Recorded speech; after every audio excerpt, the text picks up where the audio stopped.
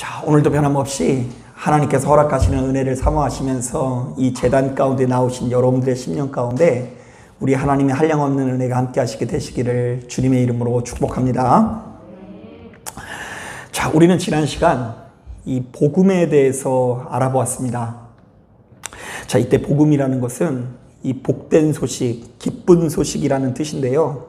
자, 신앙생활을 하는 우리들에게는 그 무엇보다 예수께서 우리의 복음이라는 말씀을 선포한 적이 있습니다. 자, 그렇다면 우리는 자연스럽게 진정한 복음 되시는 예수님께서 어떤 분이신지에 대해서 관심을 갖기 마련인데요. 자, 오늘 우리가 읽은 본문을 보면 우리 예수님을 크게 두 가지로 소개를 하고 있습니다. 자, 먼저 우리 다 같이 3절 말씀을 우리 함께 읽어보도록 하겠습니다. 시작. 그의 아들에 관하여 말하면 육신으로는 다윗의 혈통에서 나셨고. 자, 말씀을 보니까 예수께서 어떤 혈통으로 오셨다고 이야기하죠? 예, 다윗의 혈통으로 나셨다라고 이야기합니다. 자, 이것은 예수께서 어느 날 갑자기 탄생한 것이 아니라 그분께서 이 땅에 탄생하시기 훨씬 이전부터 이미 계획되어진 일이 성취된 것뿐이라고 이야기를 하는 거예요. 자, 한번 따라해 볼까요? 예수께서 이 땅에 오실 것은 이미 예고되어 있었다. 자, 그러니까 예수님의 탄생은 순전히 구약 성경에 기록되어져 있는 무수히 많은 예언들의 성취라는 이야기를 하는 거예요. 실제로 우리가 성경을 묵상하다 보면 이 땅에 탄생할 메시아에 대한 예언이 굉장히 많이 담겨져 있는데요.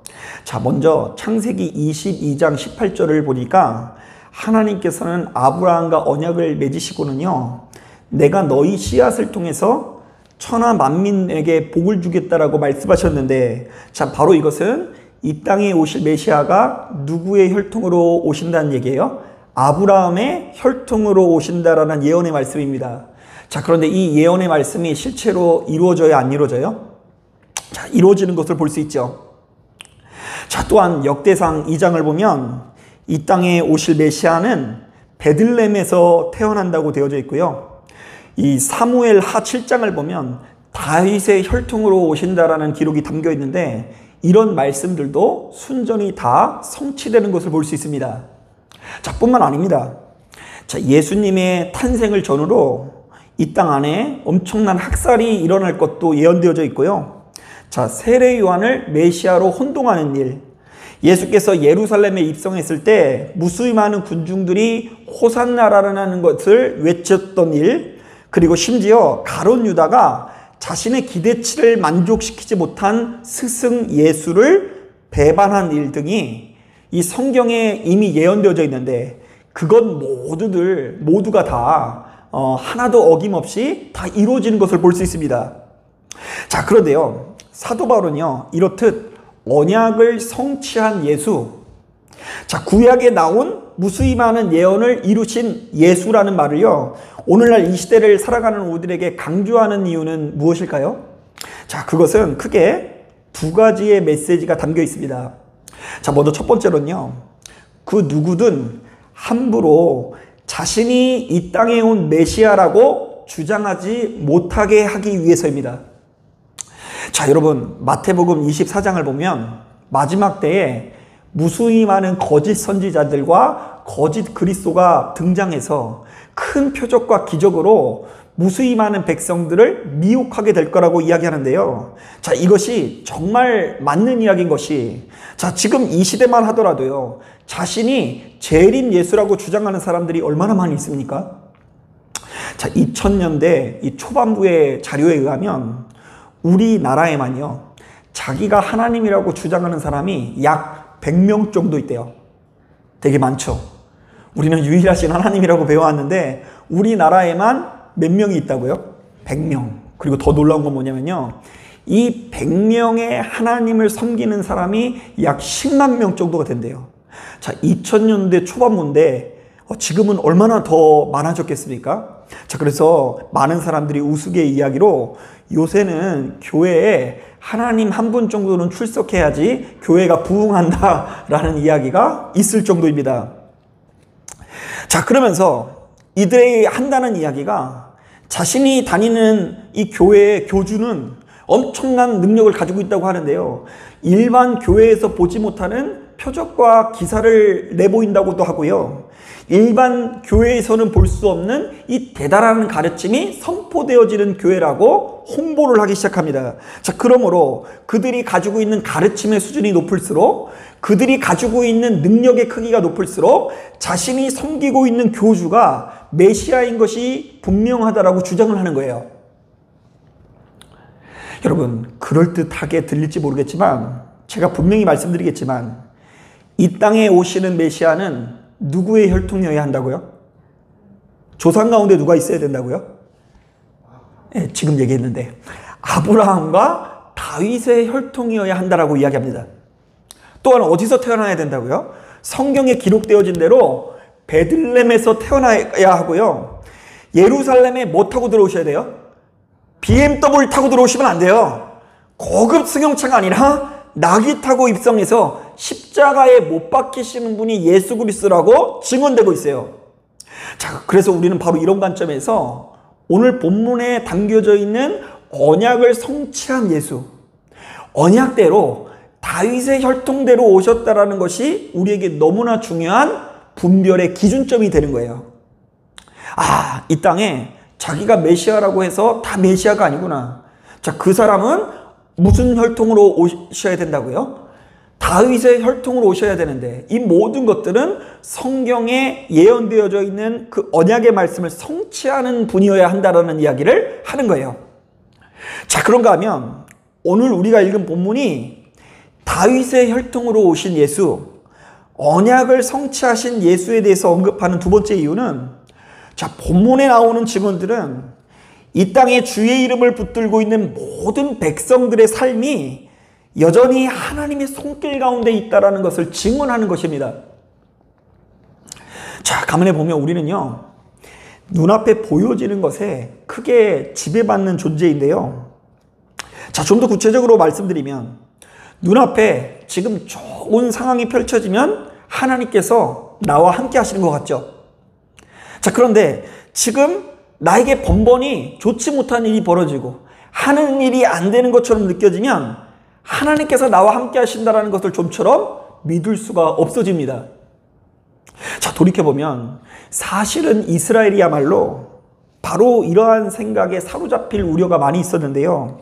자, 왜냐하면 그들은 지속적으로 엄청난 고난을 겪었기 때문입니다.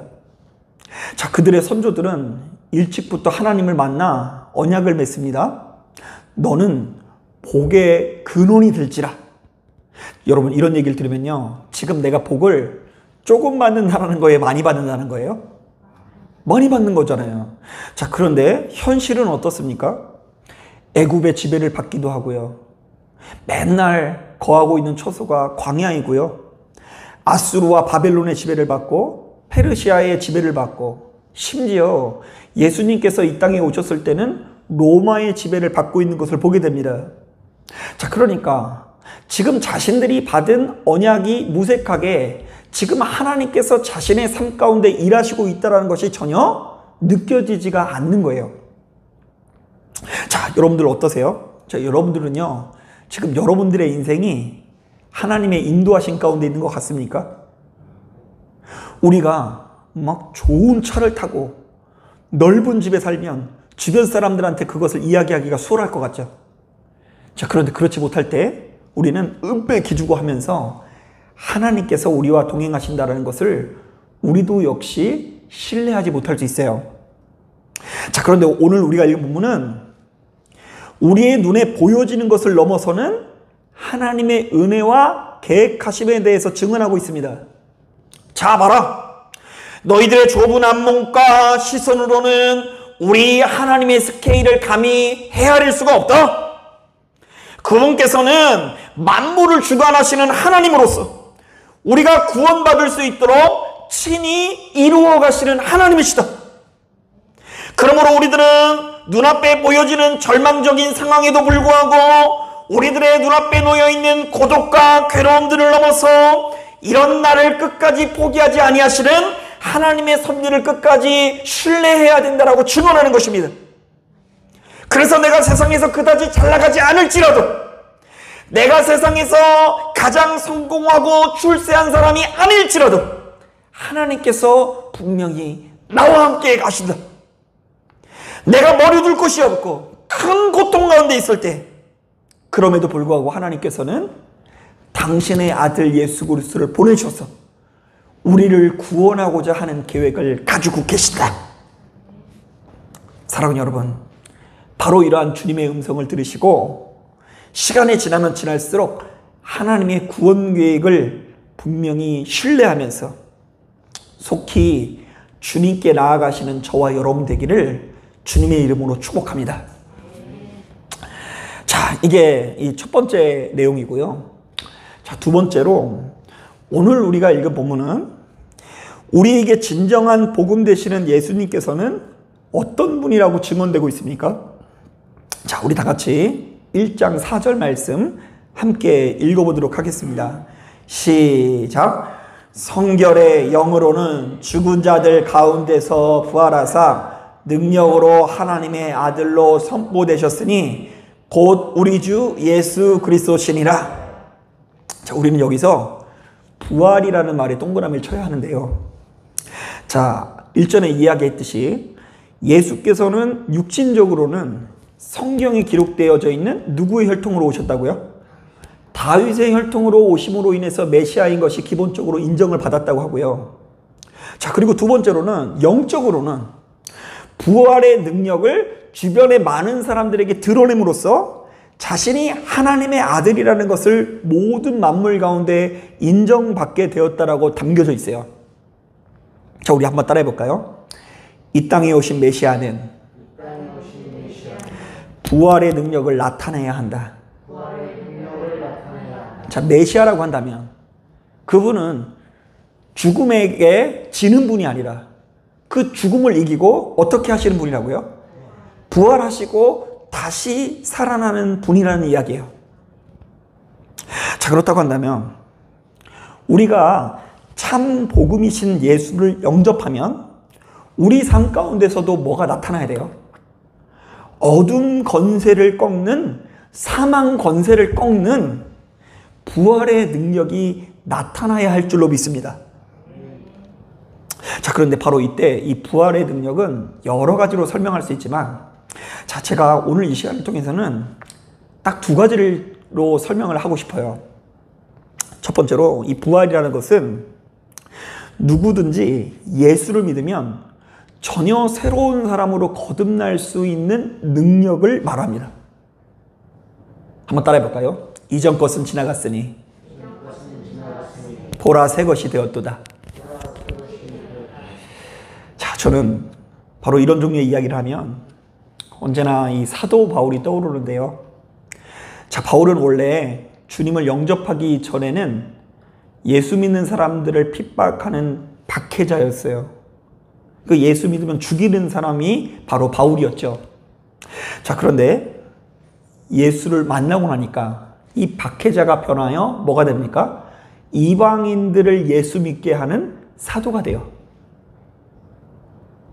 자, 한번 더 따라해 볼까요? 박해자가 사도가 되다. 자, 마찬가지입니다. 우리가 진정으로 부활하신 예수님을 마주하게 되면 우리 안에 있는 어둠은 사라지고 우리가 빛으로 나아가야 합니다. 전혀 다른 종류의 삶을 살아가야 하는데요. 욕심의 옷을 벗고 주어진 것에 감사하고 자족하는 옷을 입어야 하고요.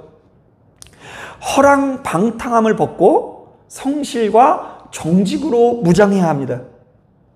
또한 매사에 누군가를 향한 증오와 미움을 털어버리고 사랑의 사람으로 변화되기 위해서 노력해야 되는 것입니다. 좌우지간 우리가 진정한 부활의 능력을 경험하면 이제껏 살아온 삶의 방식을 벗어버리는 역사가 나타나야 돼요. 그러니까 내가 살아온 것을 벗어버리기가 참 힘든 거거든요. 자, 그런데 이제껏 살아온 방식을 벗어버리는 것이 진정한 부활의 능력일 수 있어요. 건강하지 못한 것은 가라. 나를 더럽히는 것은 가라. 나의 인생을 낭비하게 하고 나의 인생을 가치 없게 하는 것은 가라. 그러므로 말미암아 빛 대신 예수님의 형상으로 예수님의 영광으로 변화되고 거듭나는 것이 진정한 생명인 줄로 믿습니다.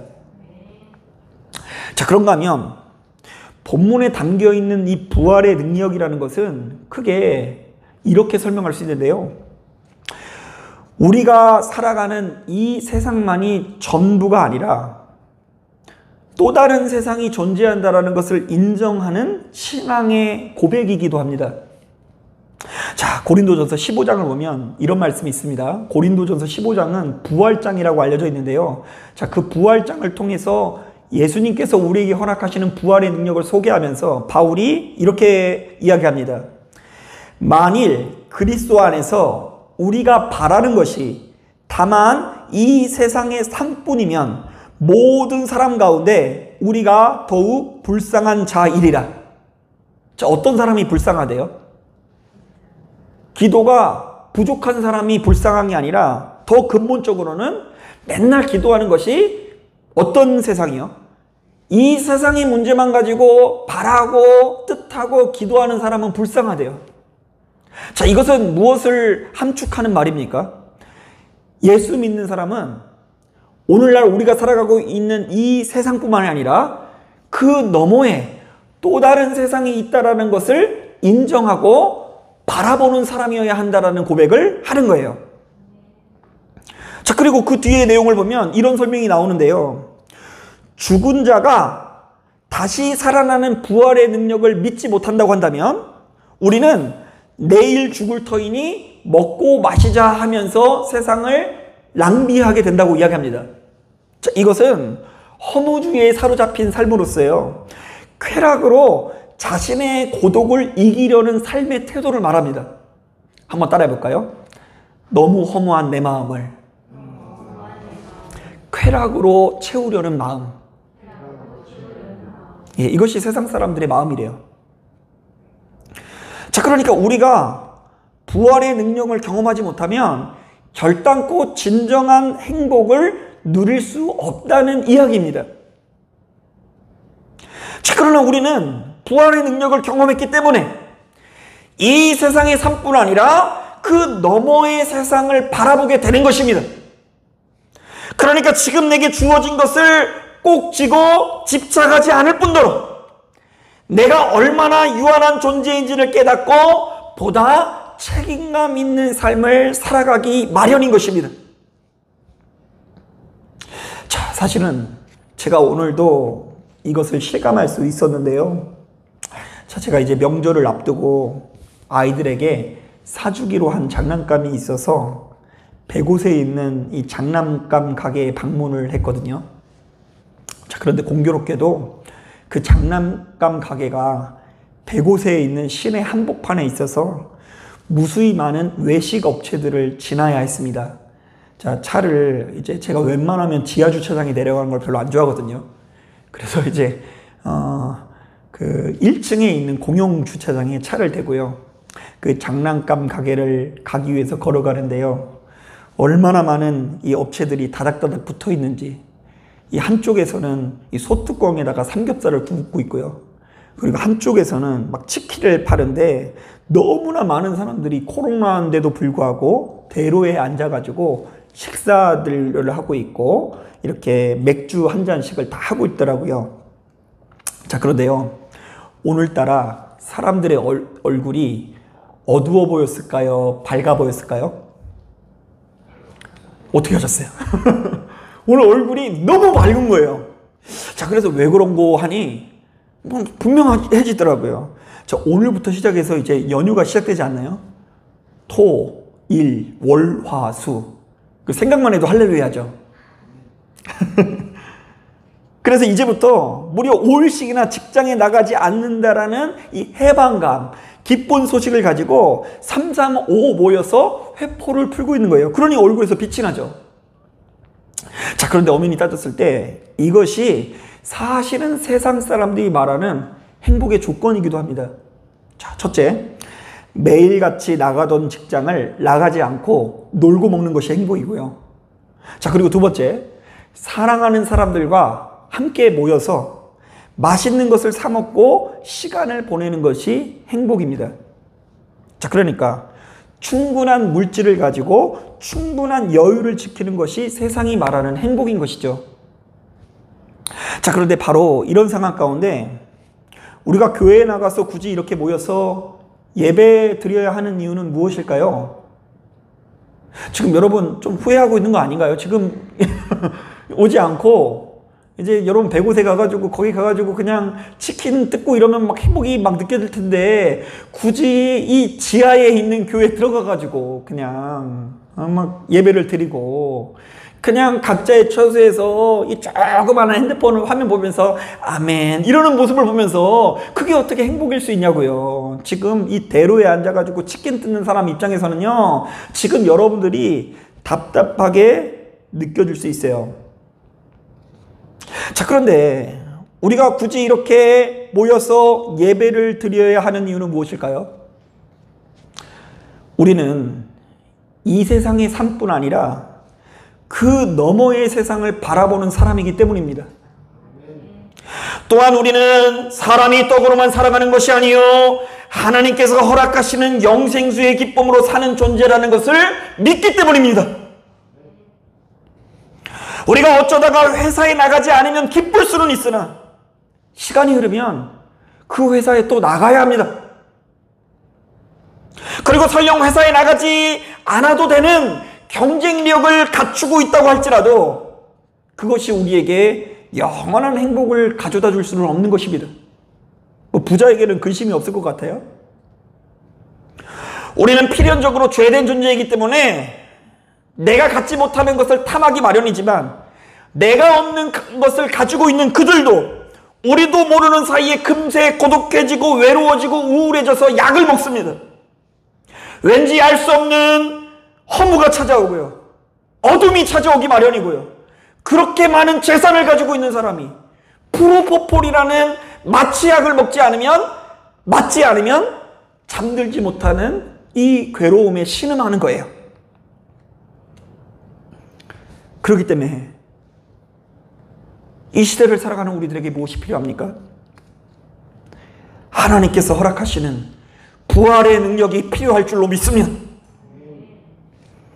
우리는 날마다 죽을 수밖에 없는 죄인이기 때문에 이런 우리들을 다시금 살리고 일으키시는 주님의 은혜를 날마다 경험해야 될 줄로 믿습니다. 그래서 우리는 하나님을 바라보는 이 순간이 얼마나 귀한지를 알아야 돼. 제가 이 그저께인가 3일 전쯤인가 새벽 예배 때 제가 말씀을 전하고도 너무 놀란 적이 있어요. 너무 명언을 남겨서. 어떤 얘기인지 궁금하죠? 근데 어떤 얘기냐면 이런 얘기를 했어요.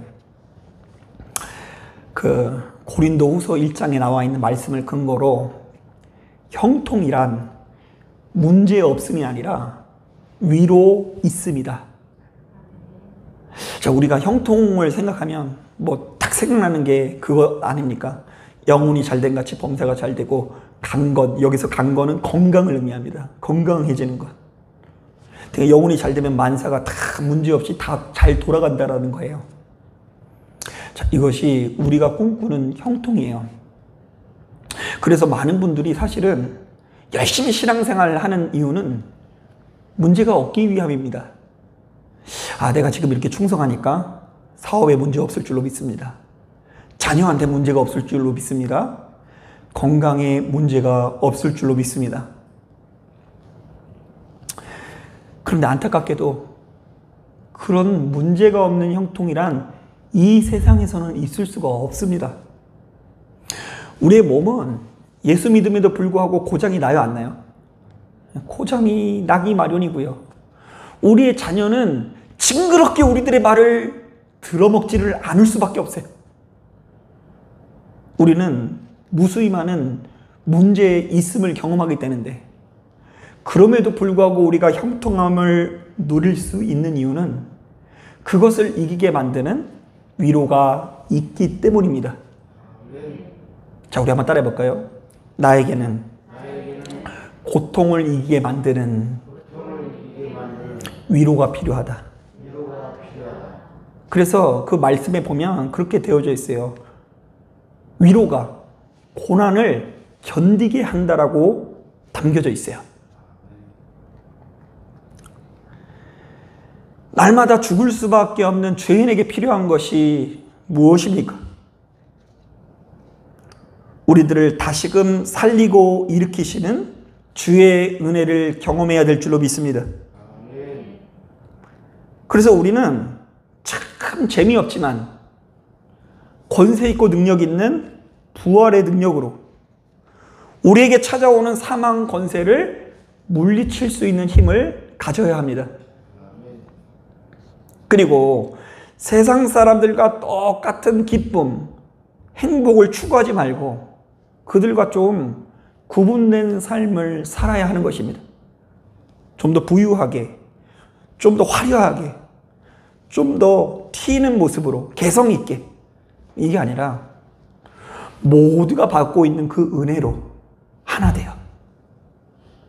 모두가 누리고 있는 하나님께서 허락하시는 복음의 능력으로 오늘 우리에게 주어져 있는 무수히 많은 문제들을 이겨보는 거예요. 이것이 예수 믿는 사람들에게 약속되어져 있는 진짜 능력 있는 삶인 것을 깨닫기 바랍니다. 자, 말씀을 정리합니다. 오늘 본문은 신앙생활을 하는 우리들에게 유일한 복음 되시는 예수에 대해서 증언하고 있습니다. 자, 그분은 어떤 분이실까요? 뭐 사랑이 많으신 분, 전쟁에 능하신 분, 이런 종류의 이야기를 많이 듣는데요. 자, 오늘 우리가 읽은 본문은 더욱 구체적으로 두 가지를 제시하는데요. 첫째, 그분은 육체적으로는 다윗의 혈통으로 오셨다. 자, 이것은 무슨 말이에요? 우리 예수님께서는 예언을 성취하시는 분이시다라는 뜻이에요. 자, 그리고 두 번째, 그분의 육신이 다윗의 혈통으로 오셨다고 한다면 그분의 영으로는 어두운 권세를 꺾고 다시금 생명을 누림으로써 그가 가지신 부활의 능력으로 메시아인 것이 천하 만물에게 드러나게 되었다라고 이야기합니다. 자, 그로 인해서 예수를 따라가는 우리들, 예수 그리스도가 복음인 우리들을 날마다 부활의 능력을 경험해야 됩니다. 한번 따라해 볼까요? 나는 날마다 죽어지지만 날마다 다시 살아날 것을 믿습니다.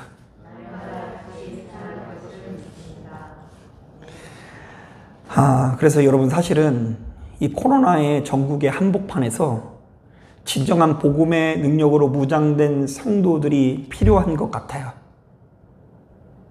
우리도 모르는 사이에 이 신앙생활이라는 것이 어느덧 그 동아리 활동, 어떤 사회적인 어떤 그런 모임, 그리고 복음 아닌 것에 이끌려서 참 이 교회의 이 등치가 이렇게 커져왔지만 이제 그 모든 손발이 묶인 상태에서는 예수 그리스도를 나의 구주 삼고 복음의 능력으로 내가 어떤 상황에서 어디서 무엇을 하든지 간에 예수로 생명을 누리고 회복을 누리고 은혜를 누리는 사람이 끝까지 구원의 능력을 간직할 수 있을 것 같아요. 그래서 우리는 다시 복음으로 돌아가야 하고요. 다시 예수로 기쁨을 누려야 될 줄로 믿습니다. 자, 기도하겠습니다.